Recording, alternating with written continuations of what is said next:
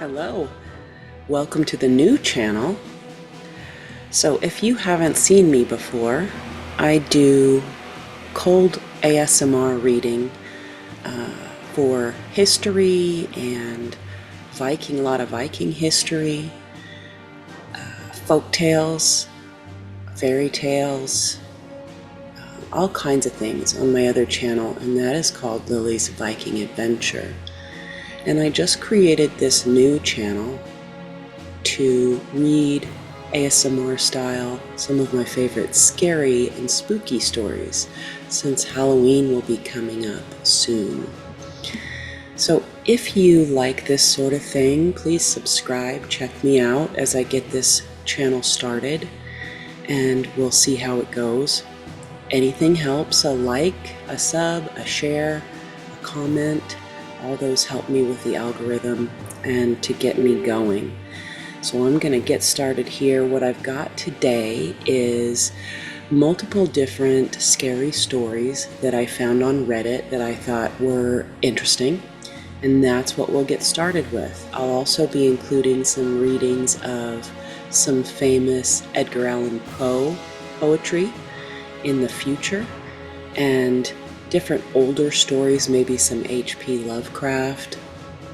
And I am definitely open to any suggestions that you guys might have for this new channel endeavor.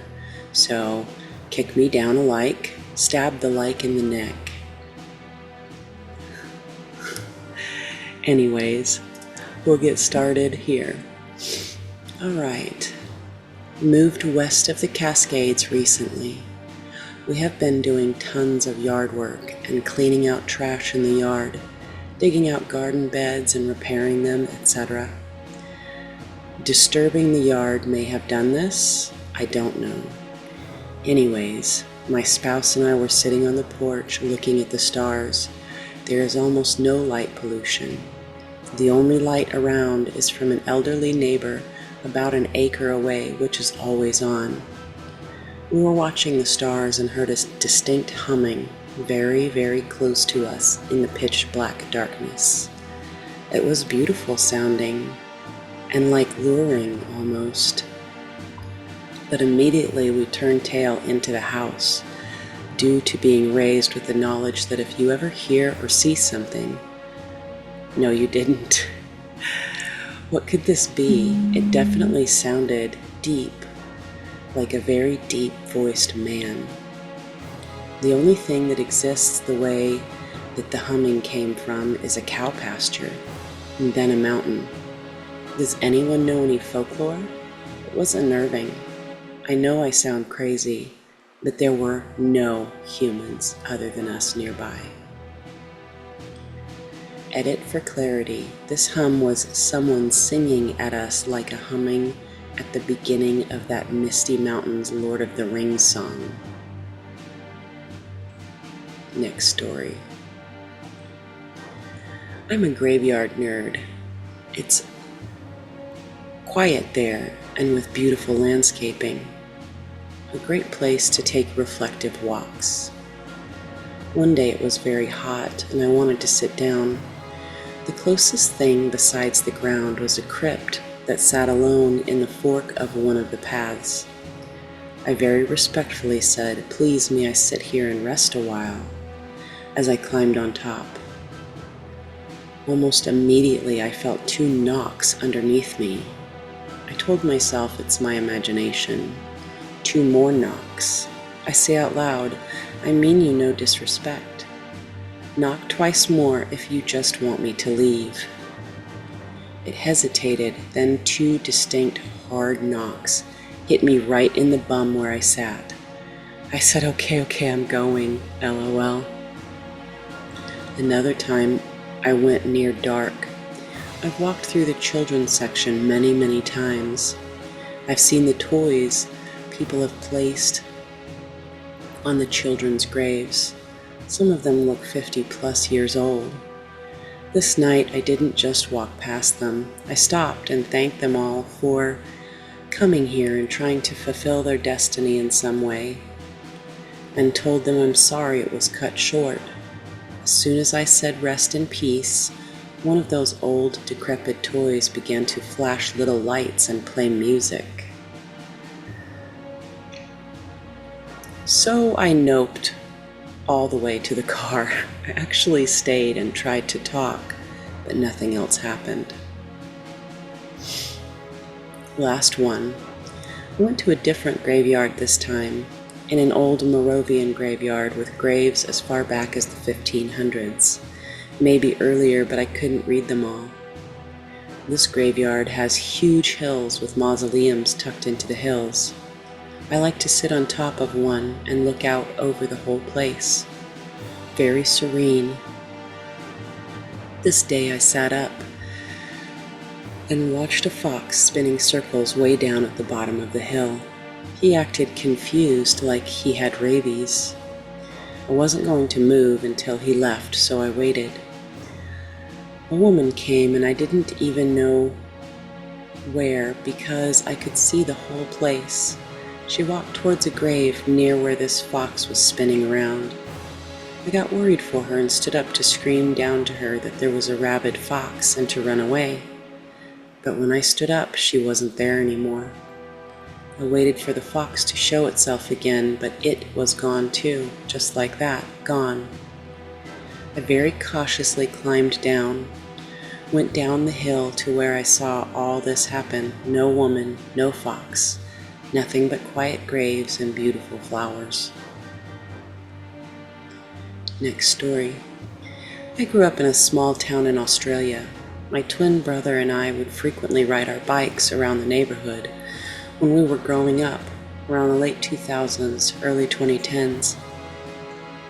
There was this one house that we'd pass that would always leave us at unease.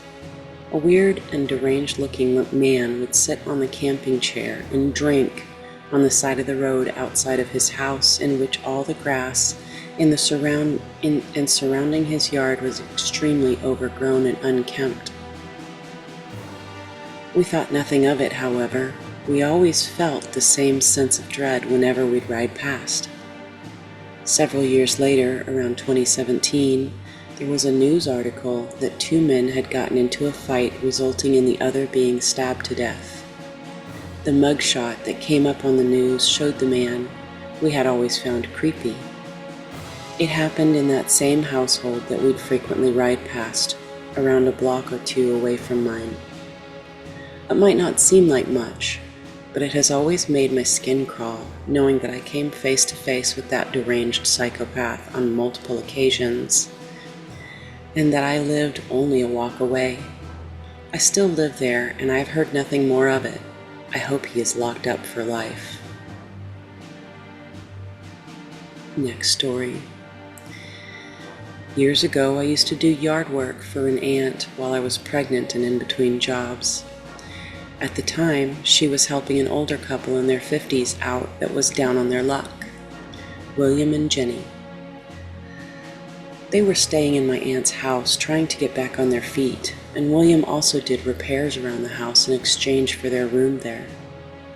One day I was out in the yard and I noticed William outside staring at the road. He was a very quiet guy. Kind, but didn't have much to say usually. He looked very troubled for some reason, so I asked him if he was all right. "Yes, well, I guess," he replied. I've always tried to be empathic to others, regardless of me knowing them very well.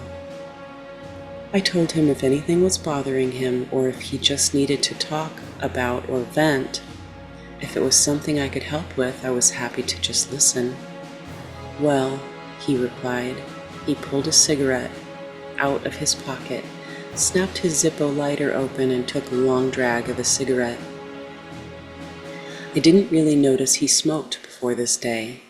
He started telling me about where he and Jenny had been staying before they were living at my aunt's house.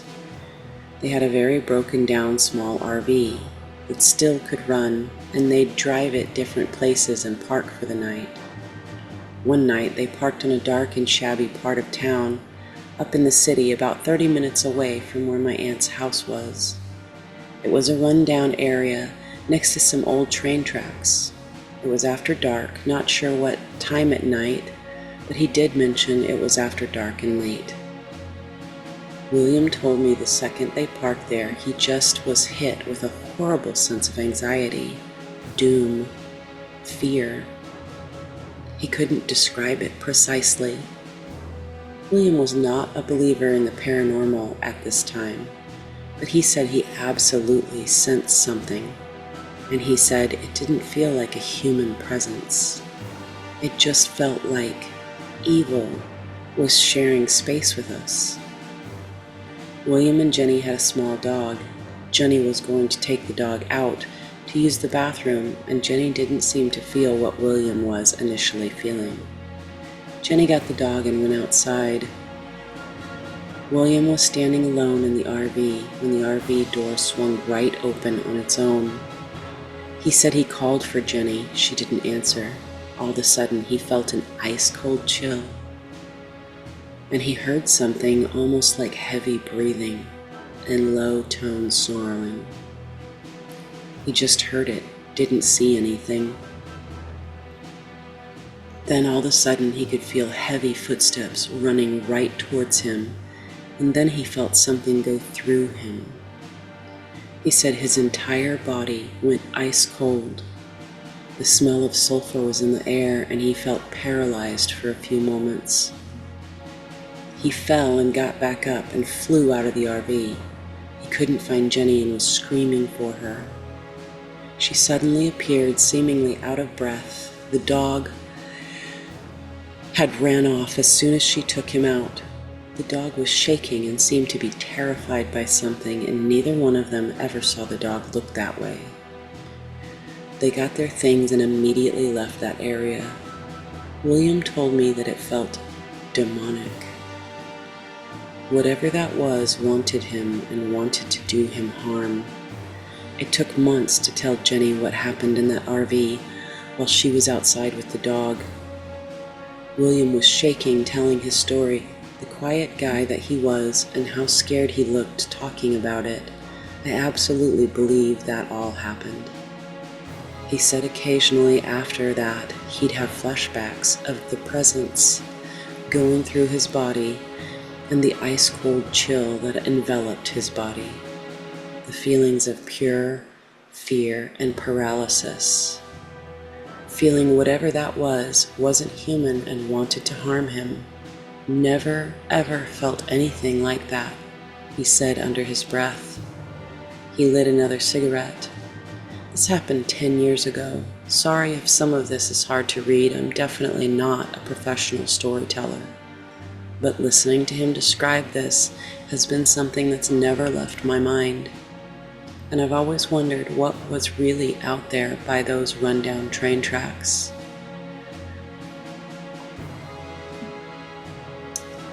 Next story.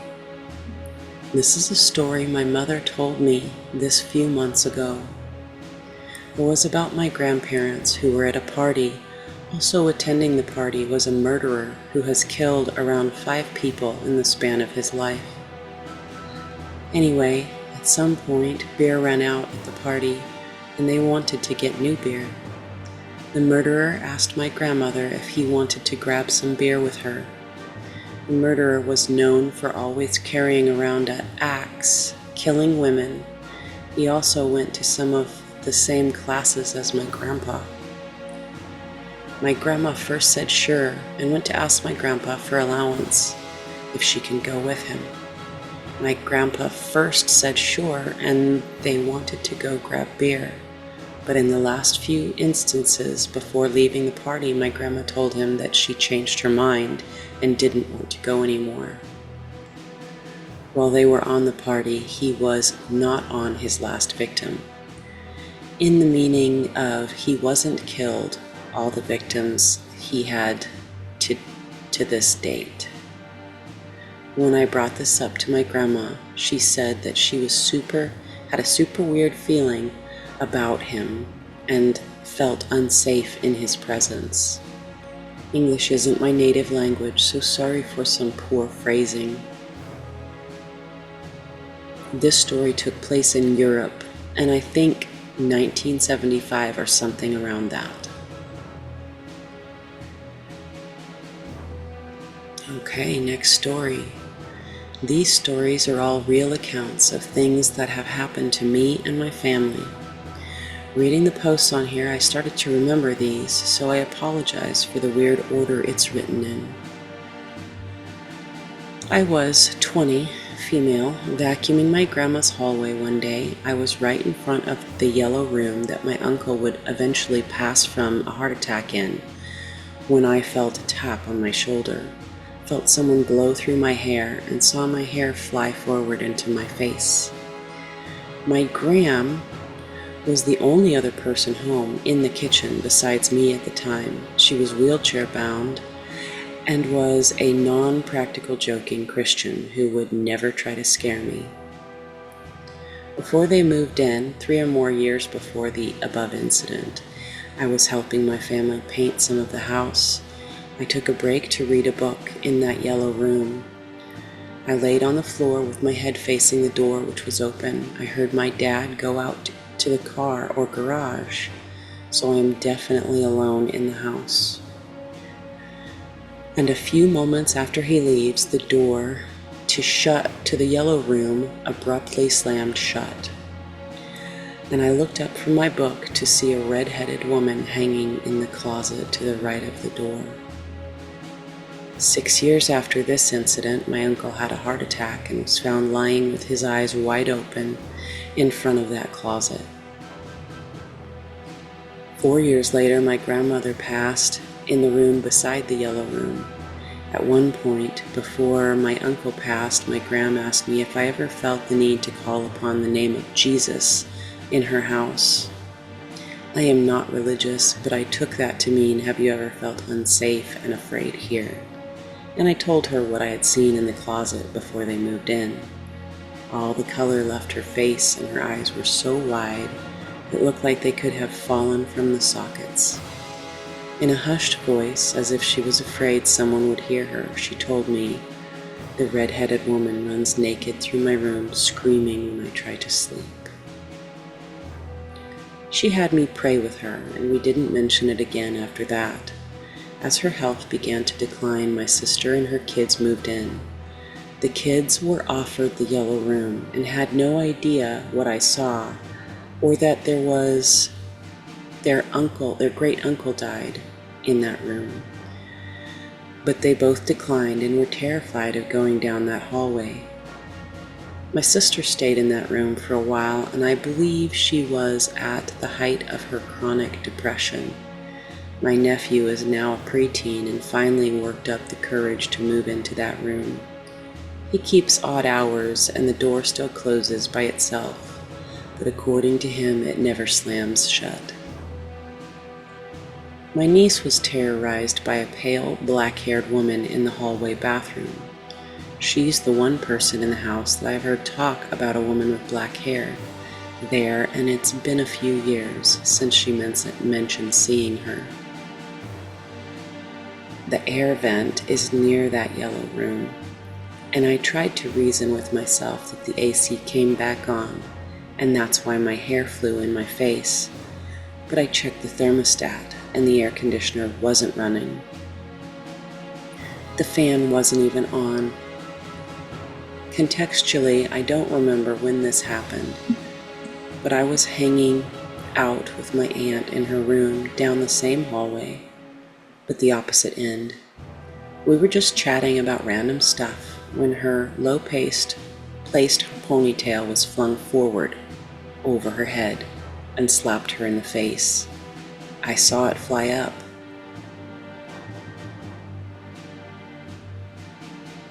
She didn't make a head-banging gesture to cause it to fly forward.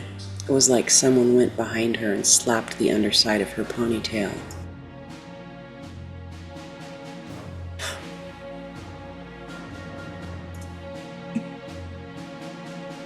Surprisingly, we never had the house cleaned for spirits. My gram was devout, but by that time they moved to the VA. She would watch church services on TV and didn't belong to a church community here to get that kind of help.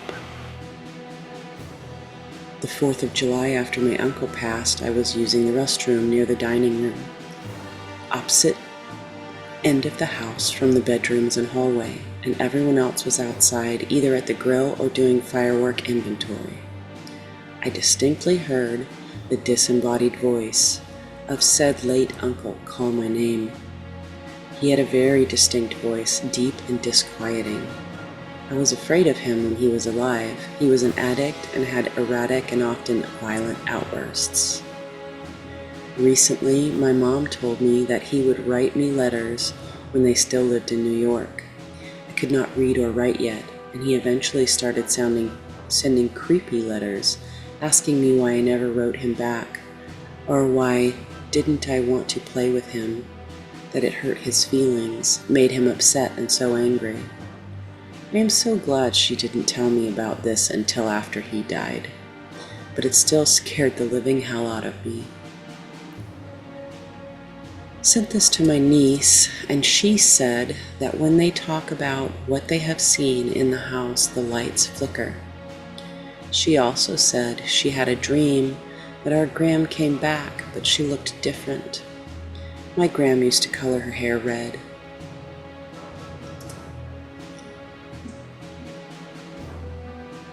Next story. This one is about Elisa Lam. If you haven't heard of her, it's a really very interesting set of circumstances that led to her disappearance.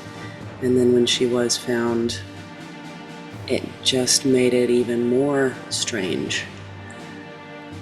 But I am sure that most of you probably have heard of Elisa Lam. It's kind of a bigger story. So here we go. The unsettling story of Elisa Lam is one that continues to baffle and horrify. In 2013, the 21-year-old Canadian student was staying at the Cecil Hotel in downtown Los Angeles, a place with a dark history of suicides, murders, and infamous residents, including serial killers. Lam was on a solo trip, keeping a blog about her adventures, but after a few days in LA, she suddenly vanished. The mysterious elevator footage. And if you haven't seen this footage, definitely recommend checking that out. It is very creepy. Like, what was going on with this girl? The most chilling clue in her disappearance is a 4-minute surveillance video from the hotel's elevator. In the footage, Elisa is seen behaving strangely, pressing multiple elevator buttons, stepping in and out of the elevator, hiding in the corner, and appearing to talk to someone unseen. At one point, she steps out of the elevator. The doors close without moving. The video, released by the LAPD to help find Elisa, quickly went viral, sparking endless theories and speculation. Was she playing a game, as some suggested? Or was she fleeing from someone? Others believed she might have been experiencing a psychotic episode. The footage is eerie, with the inexplicable behavior leaving more questions than answers. The grim discovery. 2 weeks after the video was released, guests at the Cecil began complaining about low water pressure, strange tasting water, and discolored tap water. Maintenance workers were sent to check the hotel's water tanks on the roof, and there they made a horrifying discovery. Elisa Lam's body floating lifelessly in one of the tanks. Her death was ruled as accidental drowning, with bipolar disorder listed as a significant factor. The coroner's report noted no signs of trauma or foul play, and toxicology tests were inconclusive due to the body's decomposition. But how Elisa ended up in the tank remains a mystery. The hotel's roof was locked, and the tanks were difficult to access. To this day, no one knows how she got there. Theories and speculations. The case has sparked numerous theories ranging from the supernatural to the criminal. Some believe she was murdered and her death staged as an accident, while others suggest she was playing a dangerous game inspired by urban legends. A popular theory involves the elevator game, a ritual that supposedly allows players to enter another dimension by pressing a sequence of buttons in an elevator. Others have connected her death to the hotel's dark history, suggesting that the spirits of past victims might have influenced her behavior. The Cecil Hotel, now rebranded as Stay on Main, has been linked to numerous tragedies over the years, leading some to believe it is cursed. Cultural impact. Elisa Lam's story has been and become a modern urban legend, inspiring countless internet sleuths, documentaries, and even a season of the TV show American Horror Story. Her case also serves as a reminder of the dangers of untreated mental illness and the tragic consequences it can have. Despite the official ruling of accidental death, the strange circumstances surrounding Elisa Lam's demise continue to haunt and fascinate. The unanswered questions, eerie footage, and the grim setting of the Cecil Hotel ensure that her story remains one of the most unsettling mysteries of our time. And I'm going to stop there. I hope you enjoyed this first show of the new channel. If you are new to my channel, go check out Lily's Viking Adventures. If you like ASMR for sleep, I have probably 150 videos there, probably over 1,000 hours of read time, so go check that out, sub over there, and welcome to the new show. Thank you.